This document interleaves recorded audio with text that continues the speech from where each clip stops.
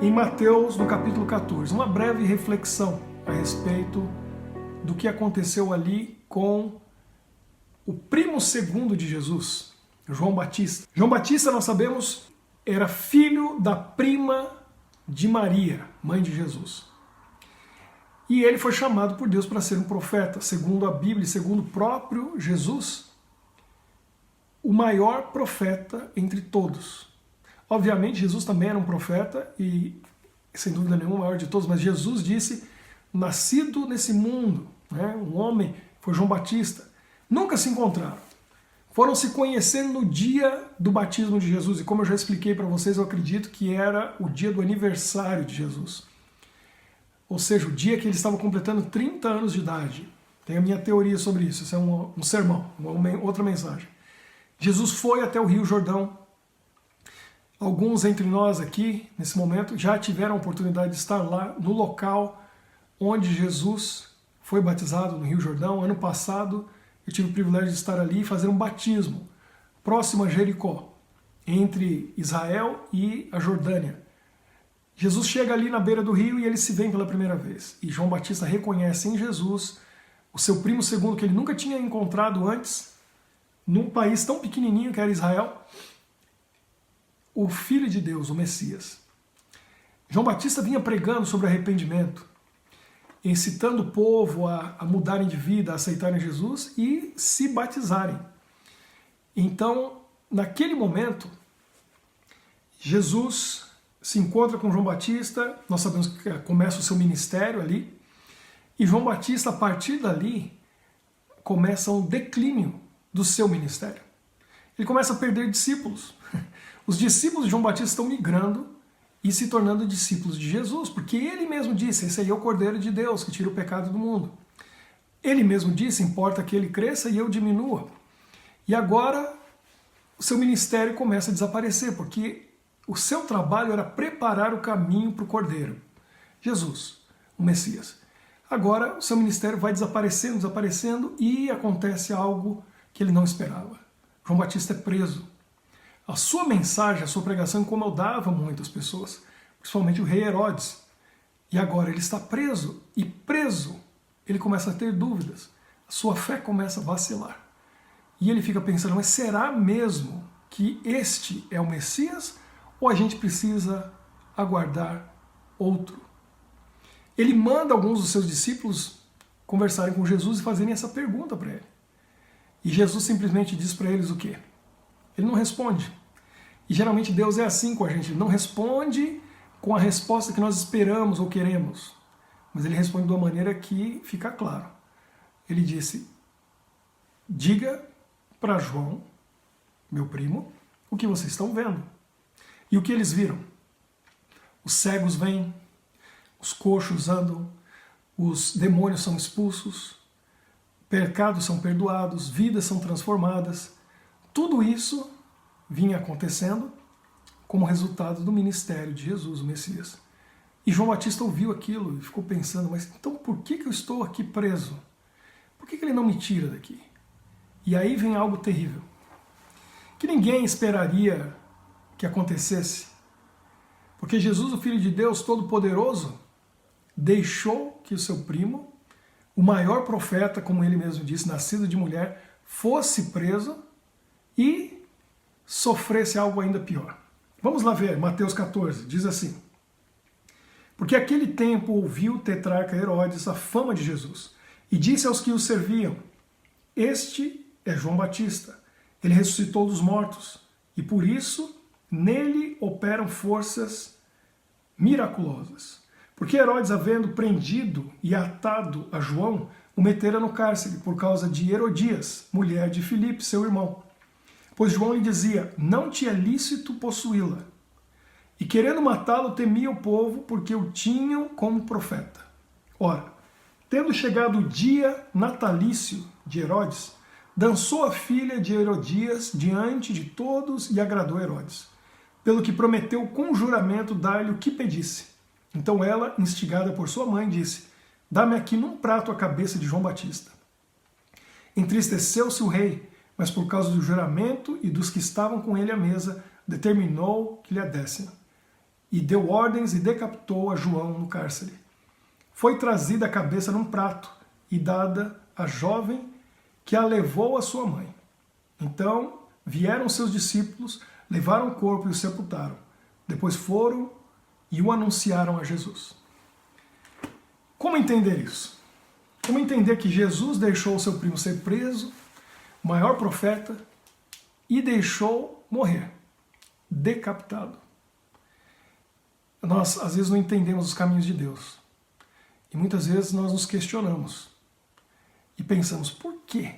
Por que ele não fez algo? Bom, Jesus não fez algo e Deus não fez algo para defender seu próprio filho. Jesus mesmo sofreu muito mais do que João Batista. Ele não foi só aprisionado e decapitado. Jesus sofreu a pior morte que um homem poderia sofrer naquele tempo, que era a crucifixão. Antes disso, ele foi espancado, chicoteado, torturado de maneira terrível, a ponto de ficar completamente desfigurado. Mas há motivo para isso, e eu acredito, e o que eu vou dizer a partir de agora é resultado de estudo e é um resultado da minha conclusão. Então provavelmente você não vai encontrar por aí nenhum livro ou até mesmo outro pastor que chegue a essa mesma conclusão. Mas pelo que eu conheço da Bíblia e de Deus e do meu relacionamento com Deus, eu acredito que eu entendo o porquê. Tenho a minha resposta para isso. Veja, segundo nós entendemos na palavra de Deus, havia uma profecia de que haveria 3 Elias. O primeiro Elias, nós conhecemos a história, o grande profeta no Velho Testamento, tão poderoso, a sua palavra era a palavra de Deus. Elias falava e as coisas aconteciam, porque o que ele dizia vinha do trono de Deus. Ele disse que não iria chover e não choveu. Por 3 anos e meio.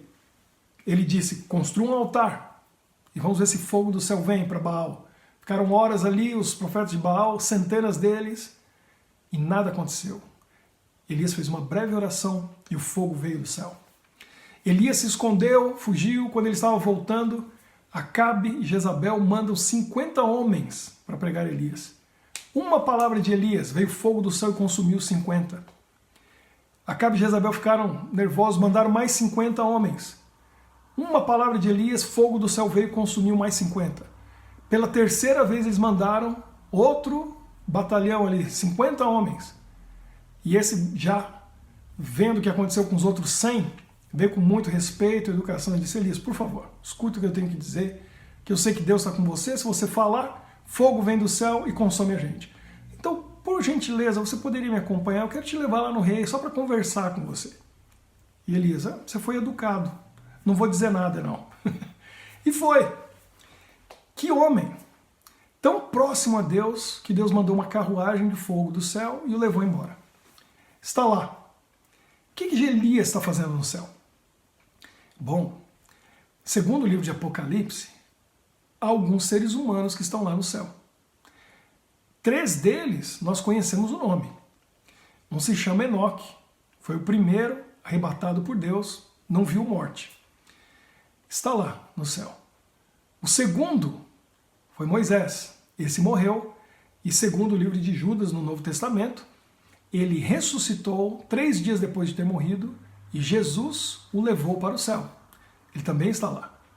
O terceiro nós também sabemos o nome, Elias, levado com a carruagem de fogo. Então 3 homens estão lá no céu, a Bíblia diz claramente. Mas o livro de Apocalipse fala que existem ao lado do trono de Deus, onde Jesus está reinando, 12 homens de um lado e 12 homens do outro. São os 24 anciãos. O que eles estão fazendo lá, sentados em tronos, juntamente com Jesus? Segundo o livro de Apocalipse, eles estão julgando.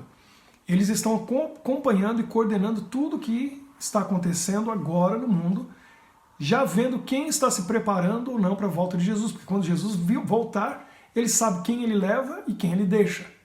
E ele não está fazendo isso sozinho. Esse trabalho está sendo acompanhado por pessoas daqui da terra que estão lá.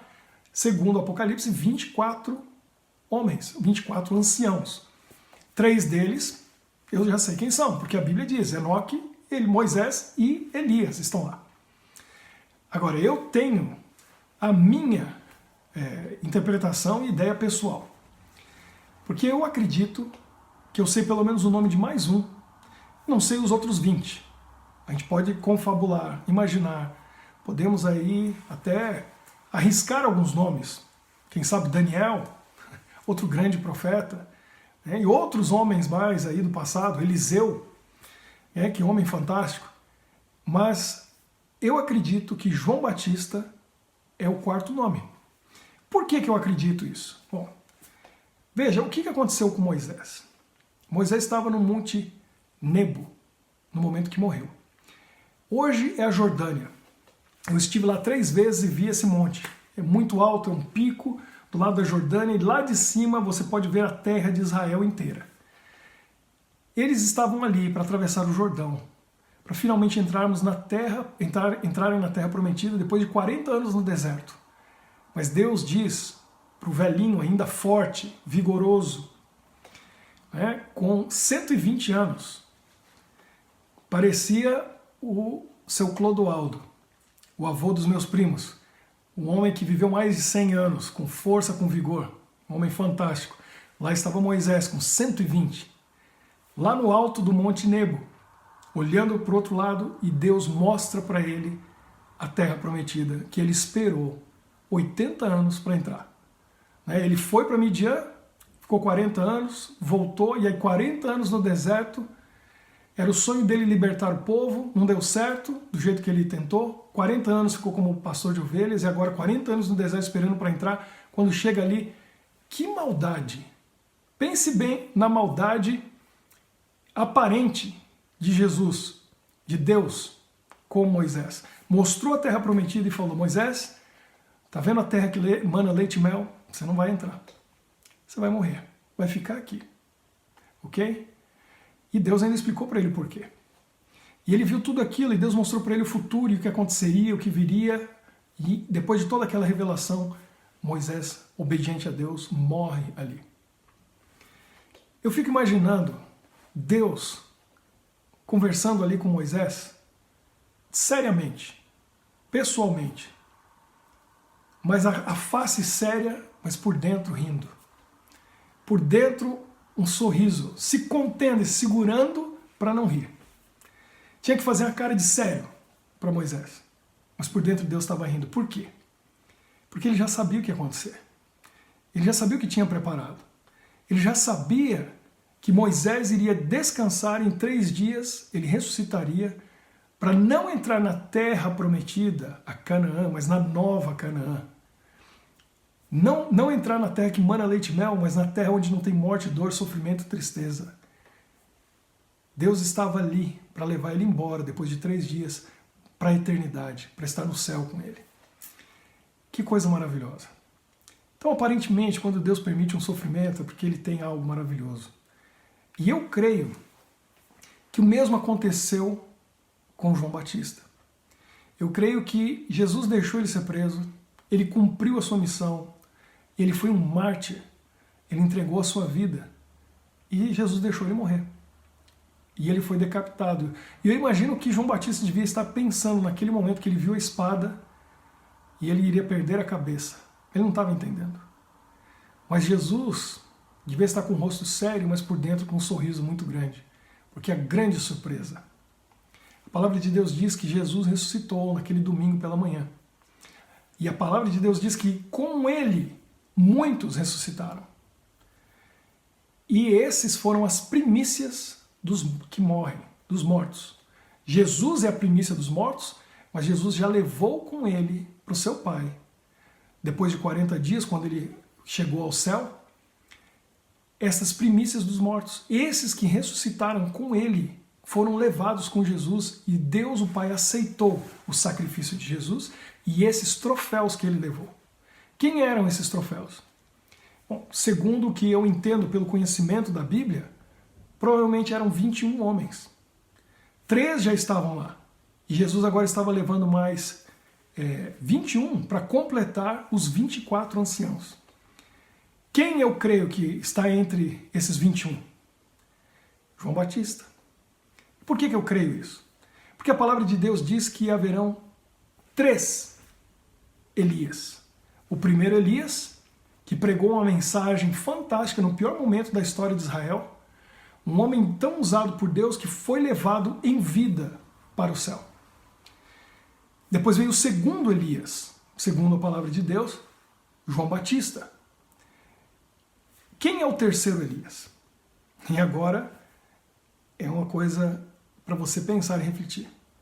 Porque segundo o entendimento que nós temos, o terceiro Elias é um grupo de pessoas. Não uma pessoa, mas um grupo de pessoas.